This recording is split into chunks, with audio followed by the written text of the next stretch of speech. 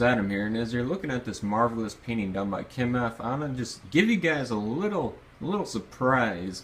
It's a project that I've been working on with 6 different channels. I hope you guys enjoy it. It's going to be 14 minutes of amazing, awesome story. Hopefully you guys enjoy it, and until next time, guys, peace out.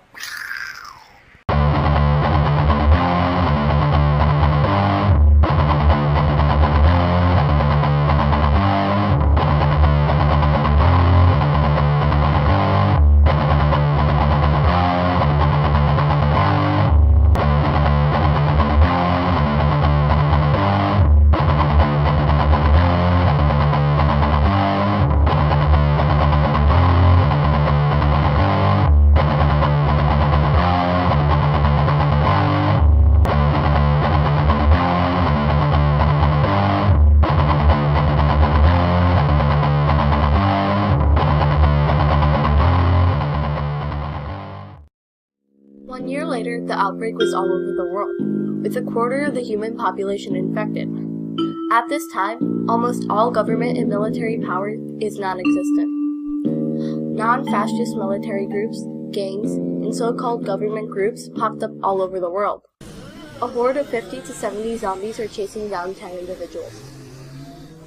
Tom, a supermarket clerk, Susan, a home residence nurse, Clara, until the apocalypse, a crackhead, Keith, a market specialist, Sarah, babysitter, Janet, the mean lady from down the block, Rob, the robber who broke into Janet's home before the apocalypse, Eric, beauty extravaganza, Nick the cop, and Bob the pedophile.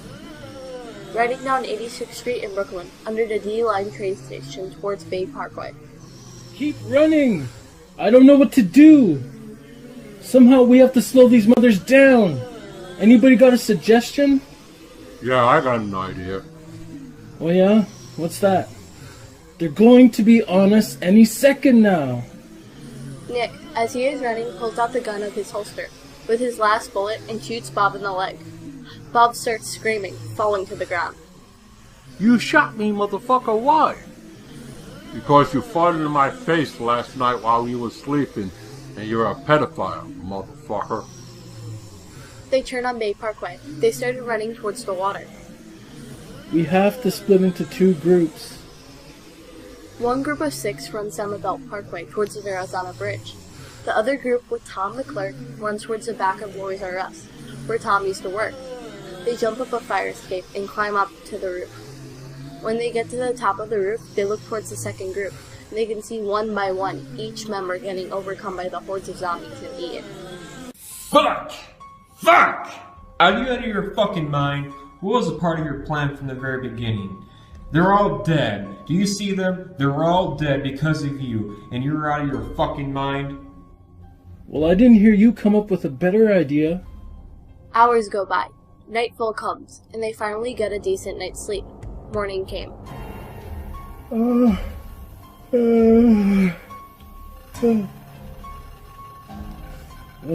Well, most of them are gone, if that is any relief.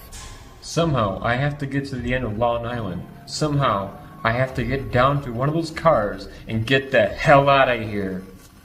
Well, that's all good for you, but I'm planning to get off this rock, so buddy, I guess you're on your own. Since most of the remainder of the group agrees with Tom except for one. I could take you. Why? Who are you? Oh, I'm just Jimmy, the truck driver, that you guys just passed by while you were running for safety, not caring if anyone else was in the area. Oh, and I'm not that important that the writer didn't even mention me in the introduction to part 2 of this story. What? Oh, never mind. My truck is down there. I can take you to Long Island if you want. Still a horde, about 25 zombies beneath them, and there are only 5 of them left. I mean 6. We forgot about Jimmy. Sorry! They split into 2 groups of 2 and 4, the 3 following Tom, and Jimmy with Eric. Yeah, we're going on a field trip. Okay, we all move on my command. No. Me and Eric are gonna move when we're ready. Look, you big stupid oaf. You can stay here as long as you want. I really don't care. But the rest of us are going to leave right now. Okay. Tom and the group get their gear together and set off down the ladder. and Eric was about to go with them. I don't think it's a good idea for us to leave right now. And why not? You'll see. Why didn't we go with them? You'll see. As the group is running towards Crofty Avenue, the horde of zombies give chase. Okay, now we could go. Where to? My truck, down there. You have a truck? Oh yeah, I told you that I just dropped a delivery off here at the store, and now my deliveries are finished. So anywhere I can take you, let me know. Just remember, Jimmy's Trucking is here to serve. Jimmy, being dedicated to his job, still did all of his deliveries, given to him before the zombie apocalypse started, even though no one was there to receive them. Okay. I have to get to Long Island. You're already on Long Island.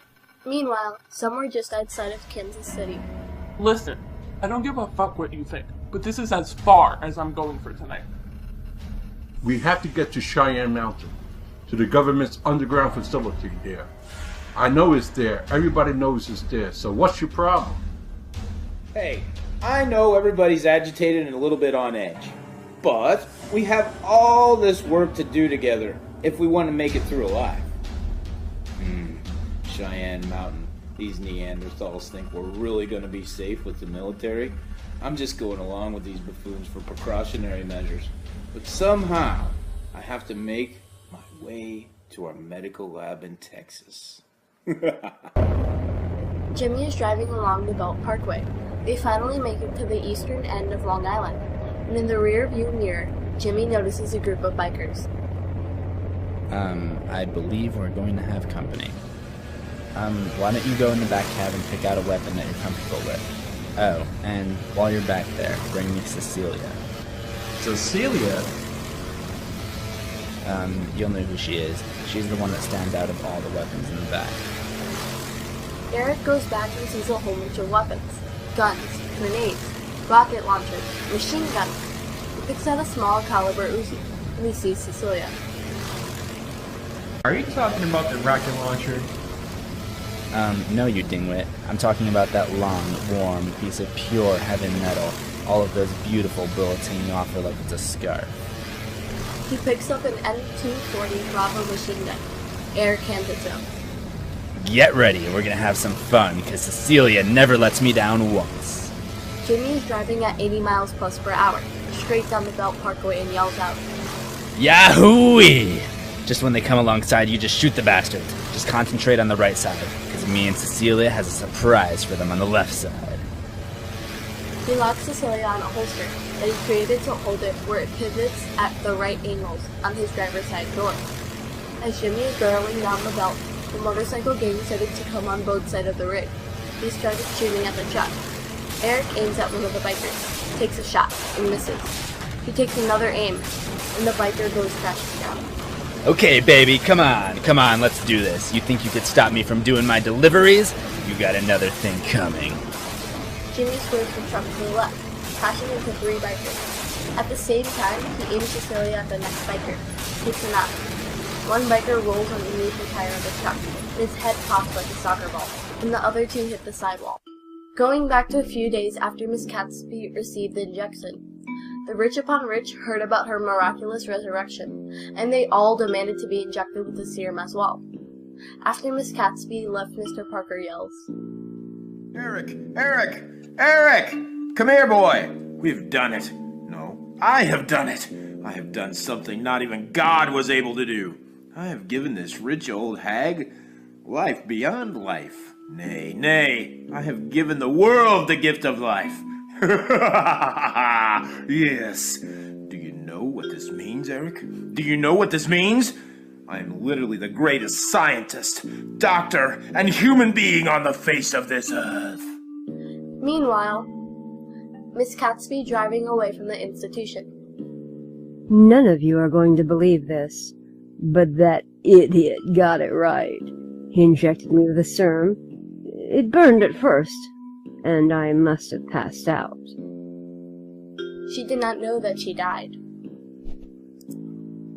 But when I came to, I felt like $1 billion. Whatever he's telling you, he's lying. The cure My friends, I have the cure. And if you want it, it's going to cost you $2 billion. Who will be the first? As Miss Catesby is making her way around the world with her newfound so-called youth, because she feels young and exuberated, she stops off in England, Portugal, Germany, and all other European countries, where the rich upon rich reside. Then, in Korea, she talks to a well-known leader, which she wasn't supposed to have any ties with. You know, I'm not supposed to tell you anything at all. If the countries around the world knew I was here, my career would fall. But money is money, and you promised to pay me a whole lot of money. Miss Catesby shared the formula of Mr. Parker with the North Koreans and other foreign countries. First, I want a monument on Capitol Hill. Second, I want at least one, or maybe even 2 countries named after me. Oh, and also the Nobel Peace Prize. Well, that's for now anyway, and it should be given just to me. Dr. Parker, there may be a problem with the serum that you gave to Miss Gatsby. A problem? A problem? How can you say there's a problem? The preliminary reports and the analytics came back. Her body is still decaying. But at a rapid rate, if she doesn't consume enough substances, her body will deteriorate at a rapid point. This can't be possible. Your analysis must be wrong. Run it again! Dr. Parker, we ran it 5 times, and I have tested the serum the same amount of times on the subjects that were supplied to us. Eric escorts Dr. Parker to the secret laboratory, as you could say that nobody else knows exists, except the 2 of them. With all the bikers defeated, they make it to the end of Long Island, where there is a secret medical laboratory owned by the investors.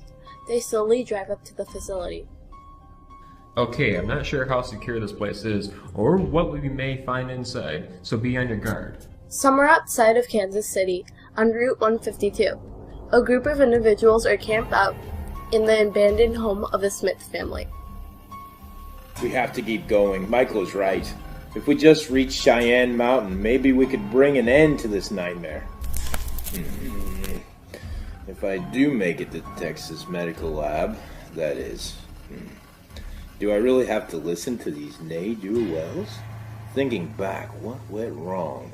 What possibly could have went wrong? If I wasn't for that bitch, that fucking old bitch, I would have this world on a platter, I would. As everybody settles down for the night, John Parker looks around to make sure that everybody's asleep, and steps outside, walking around thinking to himself. That bitch, that fucking bitch. If she wasn't so much of a freaking hurry to get a cure, she would have had it by now. That fucking bitch. She would have had it. 1 or 2 more years, I know I would have had a breakthrough. Damn. As he's walking and thinking to himself, an Awoken walks towards him, and for some reason, John Parker looks like he's paying no attention to the Awoken, grabs it by the throat, looks at it straight in the eyes, and says, You! I could have given you a better world, but no! You fucking bitch! You fucking bitch! as he's staring straight into the Awoken's eyes. You think you're gonna stop me? You're gonna stop me. Do you know who I am? Do you know who the fuck I am? I'm the one who gave you this life. And believe me, you piece of shit, I'm the one that's gonna take it back from you! With no fear in his eyes and no contempt, John Parker literally pushes the Awoken back until he stuck his head on a spike. You're not gonna take that away from me. I'm gonna get all of it back. You hear me? My fame, my fortune, my fucking world. Everything that I deserve. Meanwhile, an Awoken is walking up behind Parker. Before he could get his hands on him, Parker pulls out from his pocket an electronic device and shoves it into the chest of the Awoken, and it falls dead. Then, he walks into a shed, locks the door. His last words are, That bitch, that motherfucking bitch. He pulls out a piece of plastic that he had in his pocket and places it in his mouth and bites down on it hard. Then takes the electronic device, sticks it to the side of his neck, and he zaps himself.